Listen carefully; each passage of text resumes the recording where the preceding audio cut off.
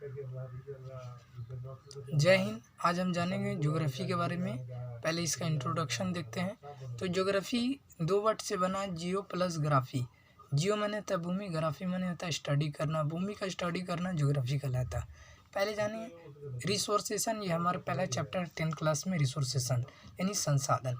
संसाधन उसे कहते हैं जो हमारी ज़रूरतों को पूरा करता है, चाहे वो सजीव हो, जीव हो, निर्जीव हो। जो हमारी ज़रूरत को, जैसे बेंच, कुर्सी, कलम, ये सब सारे चीज़ संसाधन है। हमारे आसपास जितने भी वस्तुएं हैं जो हमारी ज़रूरत को पूरा करती है, वो संसाधन है। तो संसाधन, जिमरमैन एक बहुत ही फेमस ज्योग्राफर हैं, जिमरमैन। वो कहते हैं कि संसाधन होते नहीं, बनाए जाते हैं। और संसाधन 3 टाइप के होते हैं। मेनली आपको 2 पढ़ना है।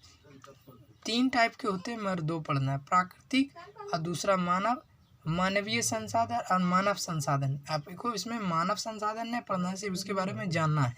तो प्राकृतिक मन होता है पेड़ पौधा, लकड़ी, ये सब जो है हमारी ज़रूरत है, फर्नीचर में काम आती हैं, प्राकृतिक।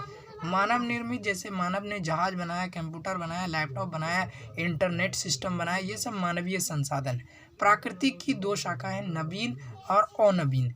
नवीकरणीय जिसको कहते हैं जो कभी ख़त्म ना हो, हवा, जल, ये सब कभी ख़त्म ना होने वाली चीज़ है। समुद्र में बहुत सारा जल है जो कभी। अनवीकरणीय संसाधन जैसे पेट्रोलियम, कोयला, ये सब खत्म हो जाएगा, एक ना एक दिन खत्म हो जाएगा, उसे अनवीकरणीय संसाधन कहते हैं।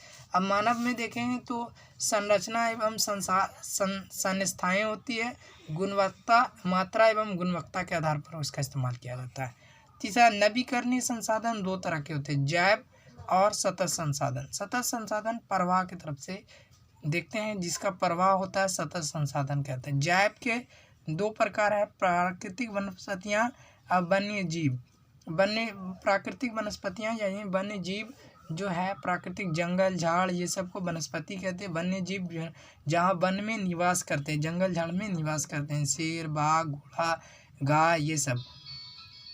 और नवीकरणीय का भी 2 टाइप होता है, एक पुनः चक्रीय, एक होता है चक्रीय।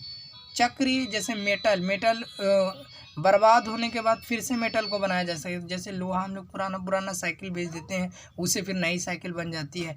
और अचक्रीय माने कोयला, इसको दोबारा नहीं, कोयला या ईंधन, इसको दोबारा नहीं बनाया जा सकता। ठीक। अब देखेंगे इसका टाइप, क्लासिफिकेशन यानी वर्गीकरण। इसका 3 आधार पे वर्गीकरण किया गया है, उत्पत्ति के आधार पर, उपयोगिता के आधार पर और स्वामित्व के आधार। उत्पत्ति के आधार पर जैव अजैव होता है और उपयोगिता नवीकरणीय और अनवीकरणीय होता है। और स्वामित्व के आधार पर व्यक्तिगत, सामुदायिक, नेशनल, इंटरनेशनल। यानी स्वामित्व माने होता है निजी।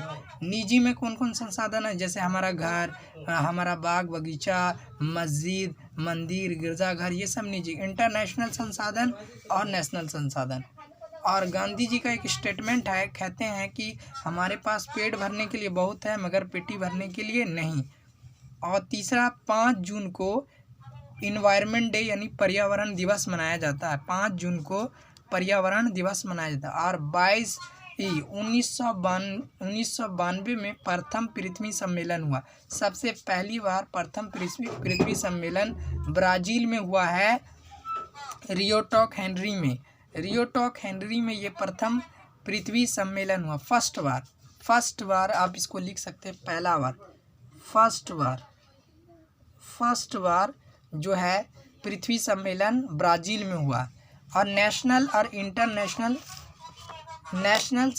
नेशनल रिसोर्सेशन 24 किलोमीटर 200 किलोमीटर के महासागरीय क्षेत्रों को नेशनल यानी राष्ट्रीय संसाधन, और इंटरनेशनल संसाधन कि 200 किलोमीटर के महासागरीय क्षेत्र को छोड़कर वो इंटरनेशनल संसाधन में कह देते हैं। आज मैंने ज्योग्राफी का एक कंप्लीट लेक्चर बताया है, आप इसको देखिए, नोट करें, स्क्रीनशॉट ले सकते हैं तो ले लीजिए।